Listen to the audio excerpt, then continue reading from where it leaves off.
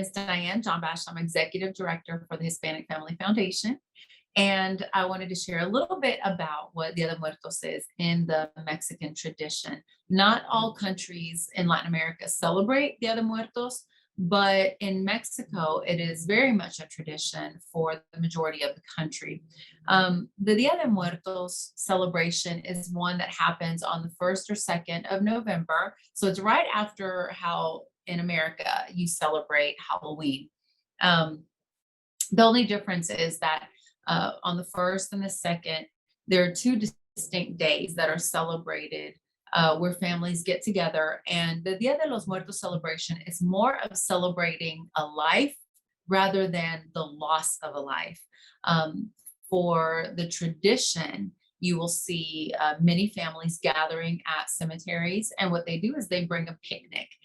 They bring a picnic blanket. They bring all of the family members and they gather around. Sometimes they bring their pets. And on the graves, they just spent the whole day. They relive memories. They tell stories of the grandparents and great grandparents, because in the Mexican tradition and the indigenous tradition, you keep someone's memory alive by speaking of them. You remember them, you honor them by keeping the stories going and training and showing the next generation all of the lessons that were learned.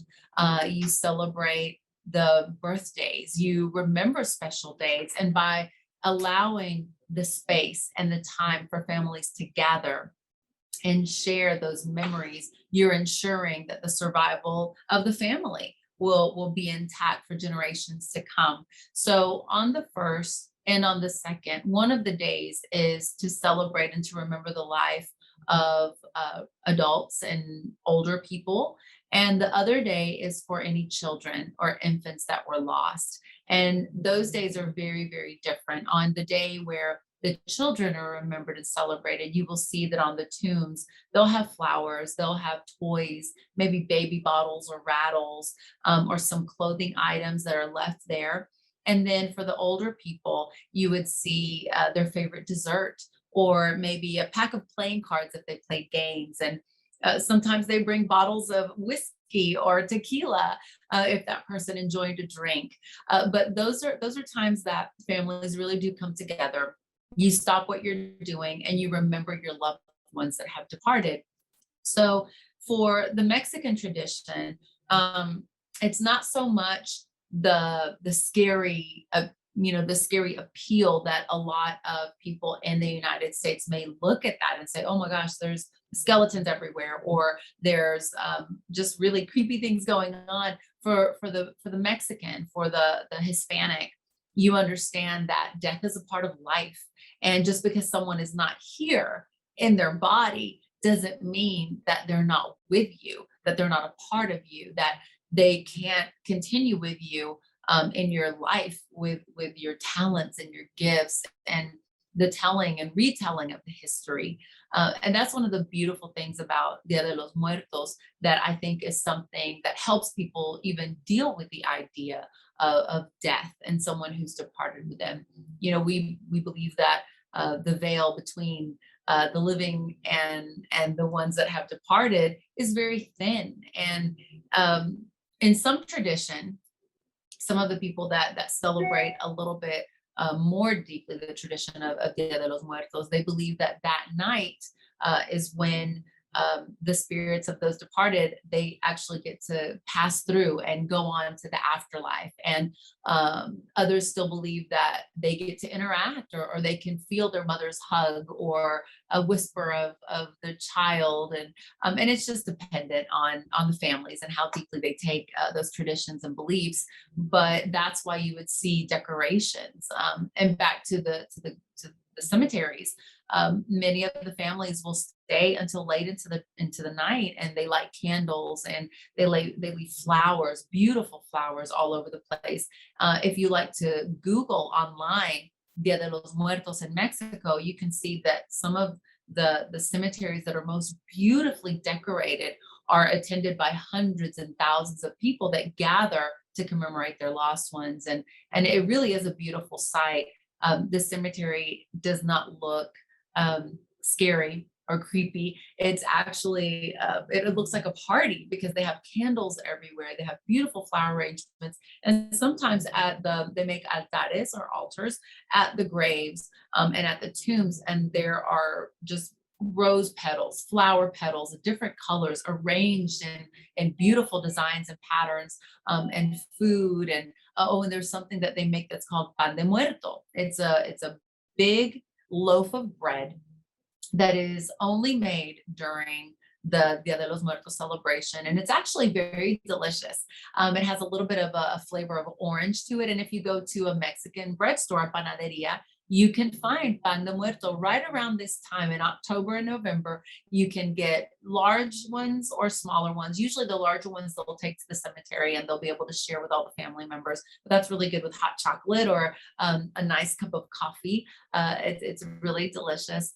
But yeah, that's the gist of what is being celebrated on Dia de los Muertos. And a lot of families gather and pray for their loved ones, pray for their journey, pray for the rest of the family members that are still in mourning. If a death happened very early or very shortly before the Dia de los Muertos celebration, there is a lot of prayer, a lot of singing, a lot of food sharing, and just that healing time that families need when they lose someone.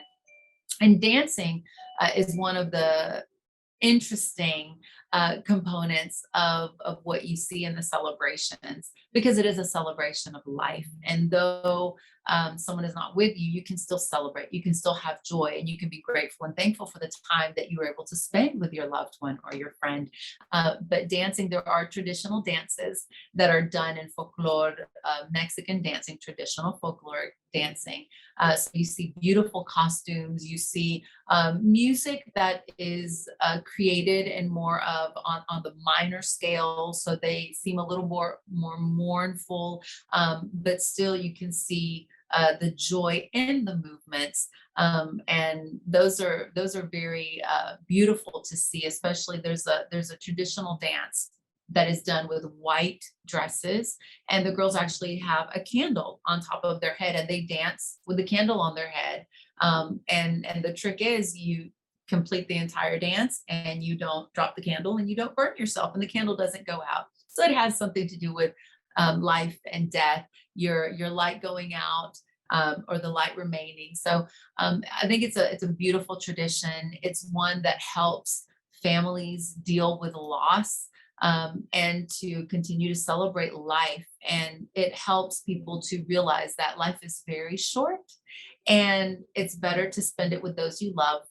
And the last moments that you have with them, to make the most of them, to remember every detail, to treasure that in your heart, and then to pass it on to the little ones, the next generations, for them to have an idea and a sense of who they are because they knew who you were. So that in a nutshell is the heart behind the Dia de los Muertos celebration.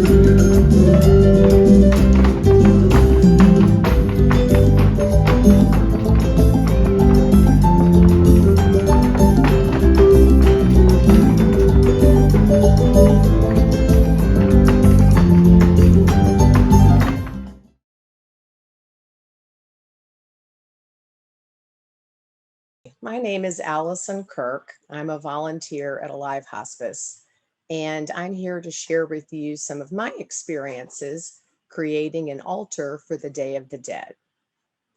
My daughter Caroline died several years ago on October 30th, and she was buried on November 1st. Sometime later, I learned that November 1st is the Day of the Dead.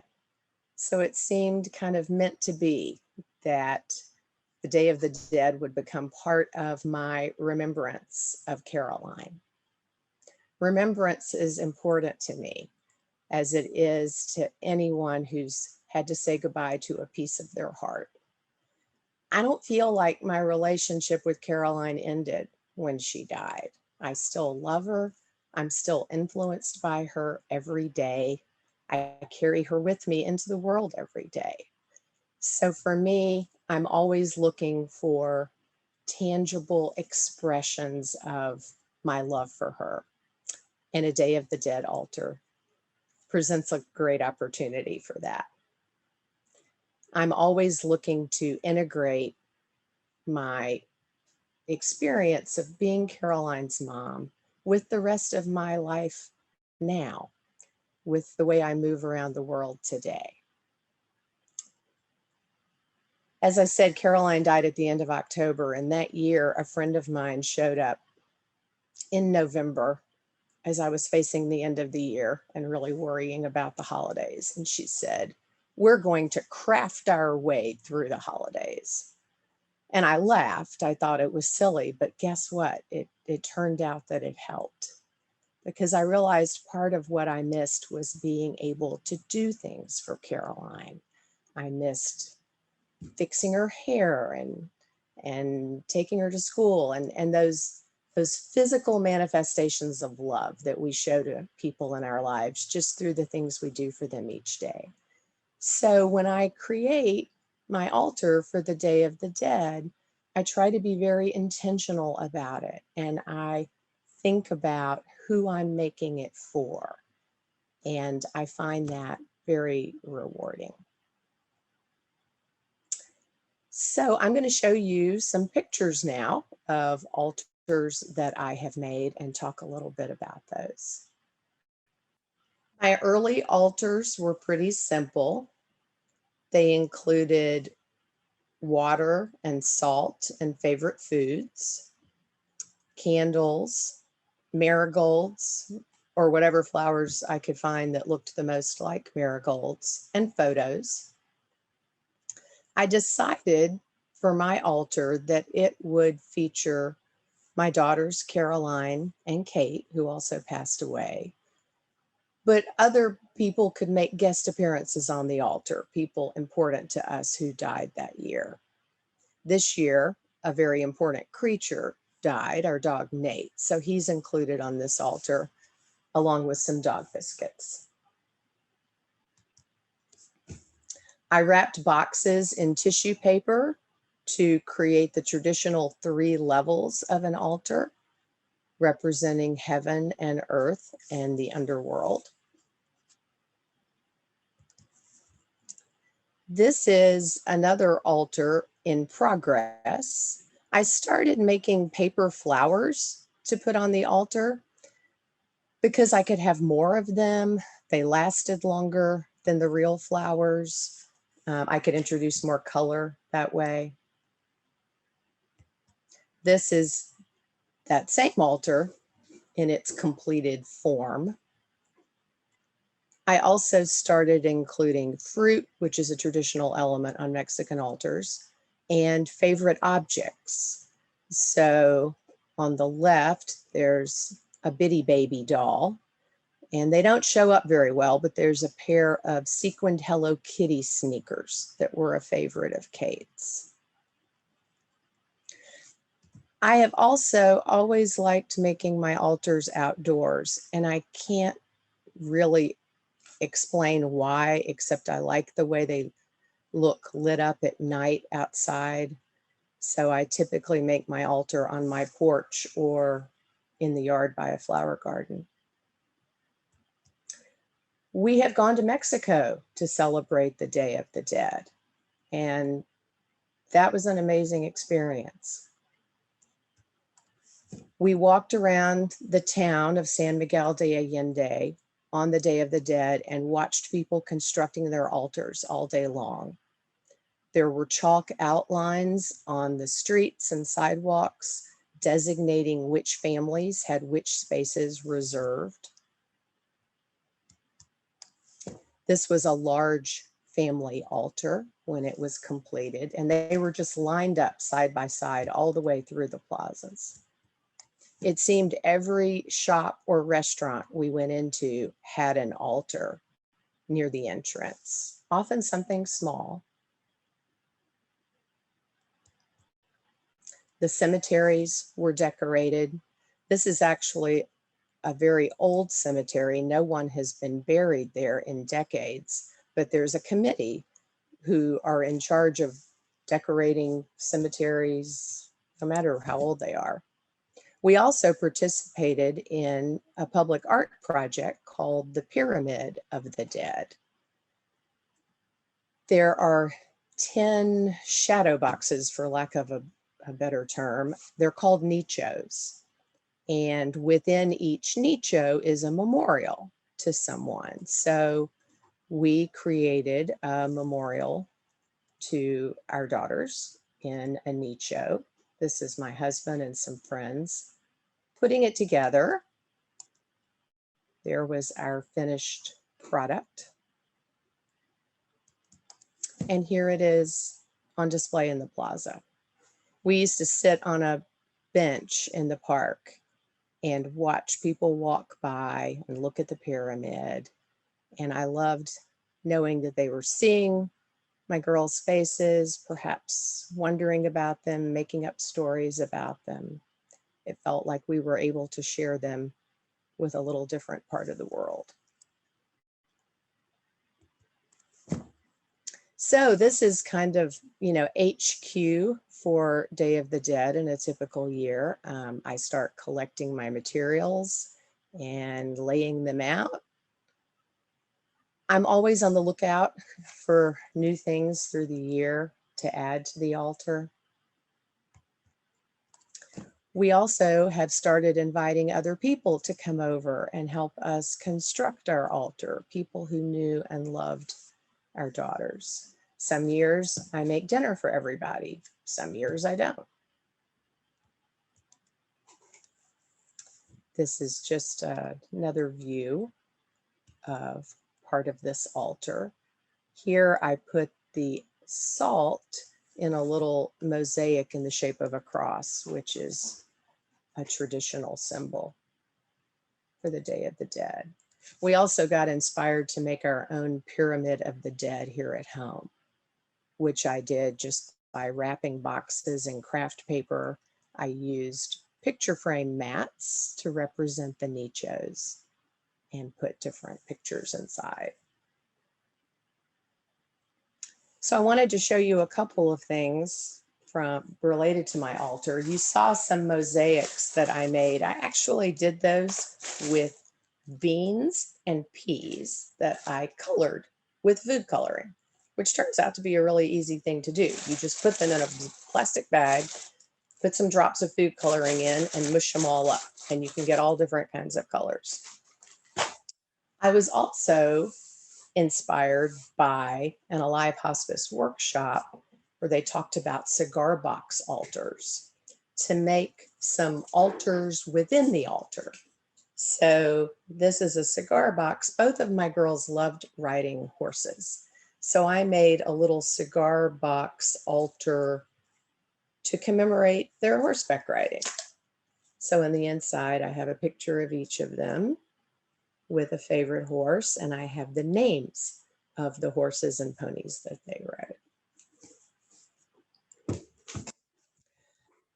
My altar changes every year. It's a little bit different every year. As I said, different people can be involved. Sometimes I make it more of a celebration, like a party, and sometimes it's very quiet. And in that respect, it's a lot like my grief, which also changes with time.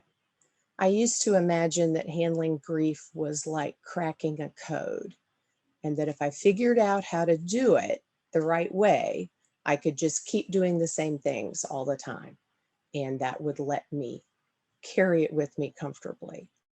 And I came to find out that that wasn't all the case. I change, the world around me changes, and so the way I carry my grief with me in the world needs to change as well. And I have to pay attention to that. and be mindful of it and not get locked into doing things just because I always have. The only time I get into real trouble with my grief is if I don't give it a space in which to live. Grief needs air to breathe. It's part of us. And so I always need to be looking for ways to express it in a way that is integrated with the rest of my life and doesn't overwhelm. So the Day of the Dead altar has been an important part of managing my grief. And I hope that it will become the same thing for some of you. Thank you for listening.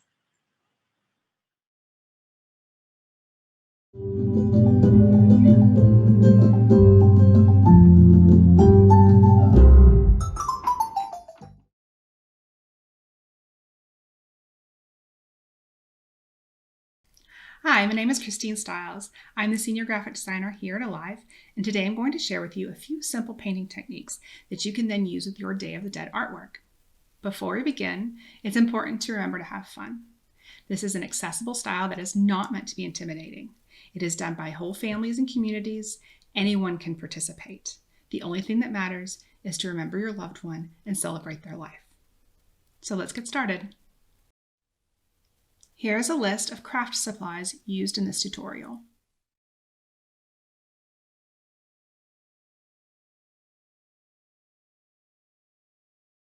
I'm painting like little flower buds.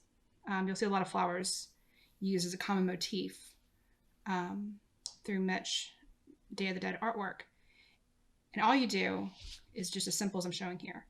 You simply take your kind of a round brush, and you just, at an angle, lay down gently and pull back. Just like so. And then you can, with another similar small round brush, these can connect very easily to make stems. You can come back in. I'm using the same small little brush that I made the stems with, and just a little bit of green at the base, just kind of where the flower would connect to the stems. Push down, and then one swift move, swipe up, and create some leaves. Using that same technique you used to make these little flower buds, you can do it again in a rotated pattern to make a full flower. So you press down, and then just kind of rotate around. Just do it again. If you want to make it a little wider, you can wiggle your paintbrush a little bit, and it'll make the flower petal a little wider.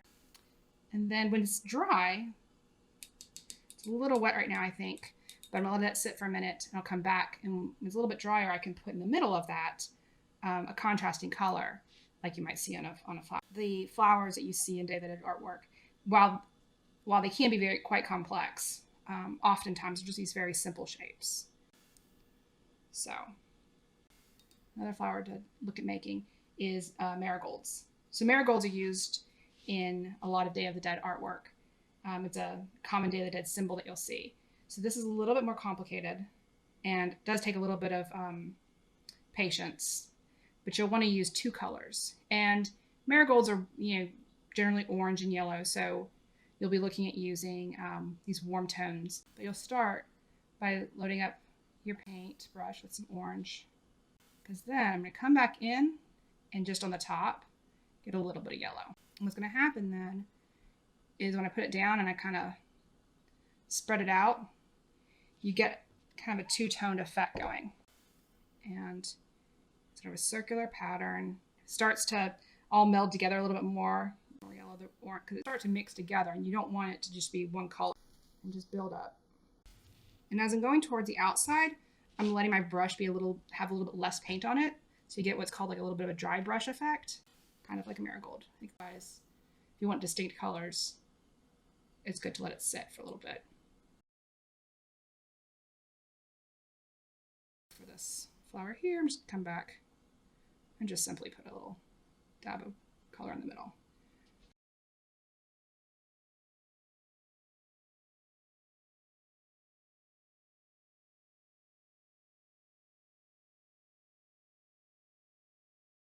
So I think it's dry enough to add a little bit more yellow to the marigold.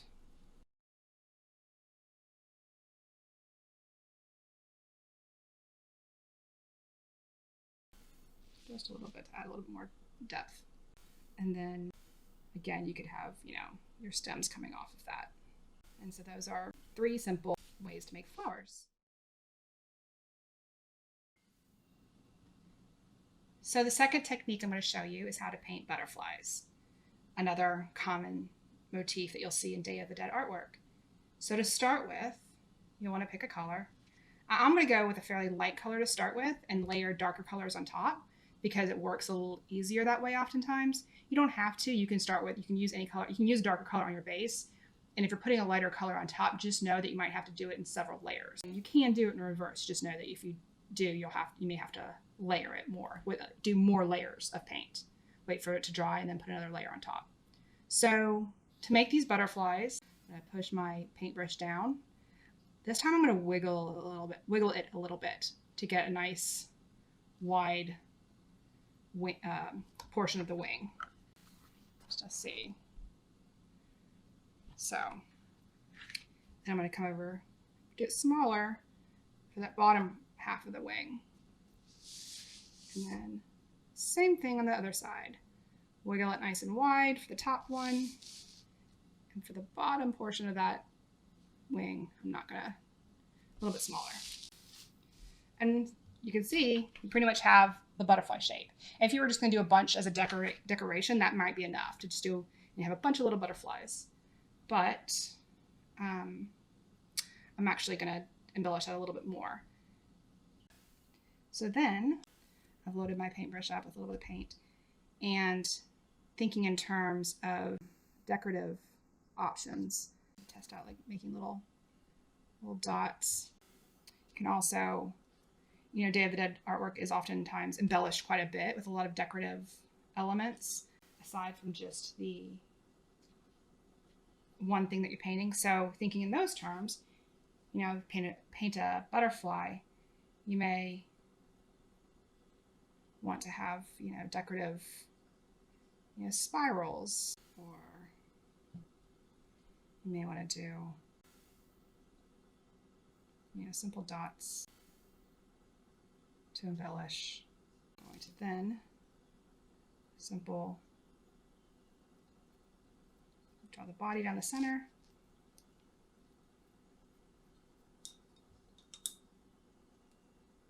With a really thin brush, little antenna. So let's see. Very simple.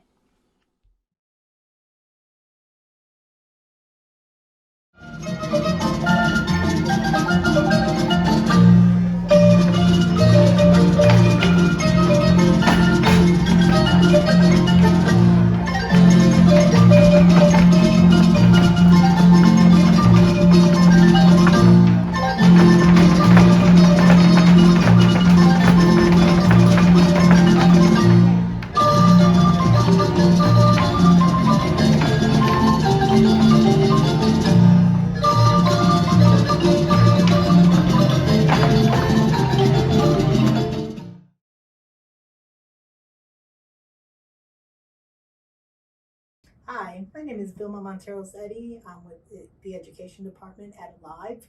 I'm here to talk to you about the Day of the Dead. It's a lifelong tradition where people celebrate their loved ones and honor them on that special day. Today I brought you my mom's favorite tablecloth, and I'm going to show you how easy it is to create your own shrine, just with stuff that you have around the house. You don't have to spend a lot of money or spend a lot of time. Just really think about your loved ones and what represented them. So we're starting on with my mom's tablecloth, and she was a huge cook. She loved to cook. She would actually say that if you can feed one, you can feed 10, and food always tasted better when it was shared. So with me, I brought a cookbook that she used to use, a plate that we can On the Day of the Dead, we can put her favorite food, her cookies, or something that she used to make to honor her. This was her. And if you add a little votive candle to it, that's the easiest way to honor my mom, because that's what represented her and it reminds me of her. With my dad, I'll transition. He was a huge chess player. He taught many people how to play chess. So I brought with me his chessboard and a picture of him in his glory and a little votive candle. And so that for me represents him on that special day. I also brought my aunt. This is my tia Julia. And this was her obituary that somebody made me a laminated copy of. And with it was, she was a believer in La Virgen de Guadalupe, and that was on her nightstand when we cleaned out her place. And again, little votive candles go a long way to honor your loved one. If you have a beloved pet, like I do, this is Zero. We bought her when it was 40 below zero in Chicago. And she lived with us for a long, long time. And so I brought her collar to represent her. And again, candles always go a long way.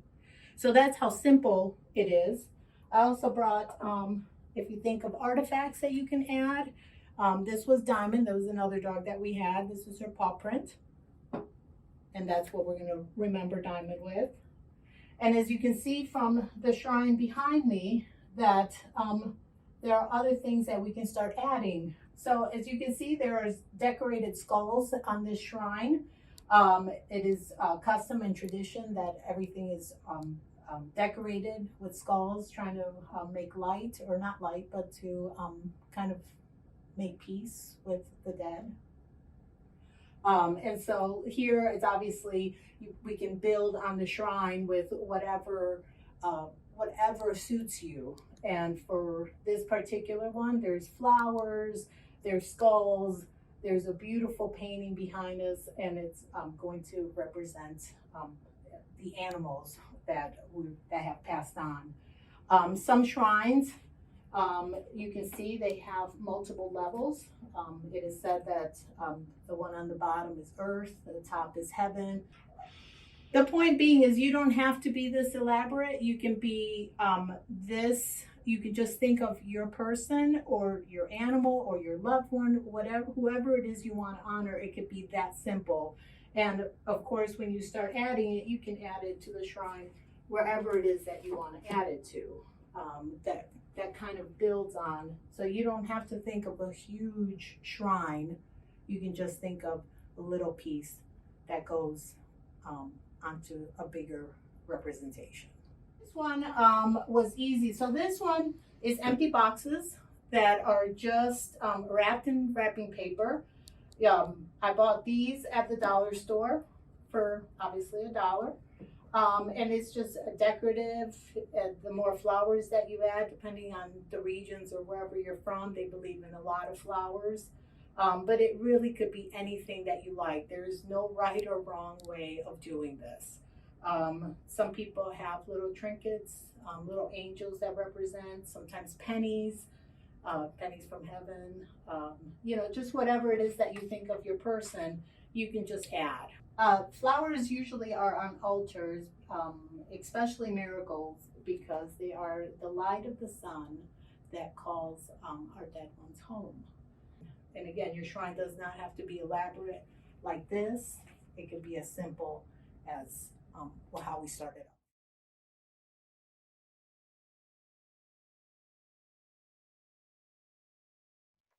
Hi, everyone. My name is Drescher, and I'm the Senior Director of Mission-Based Services at Alive.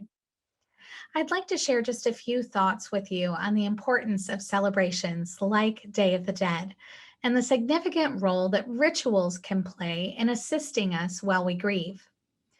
Today in America, it can feel difficult to find the opportunity to express your mourning publicly.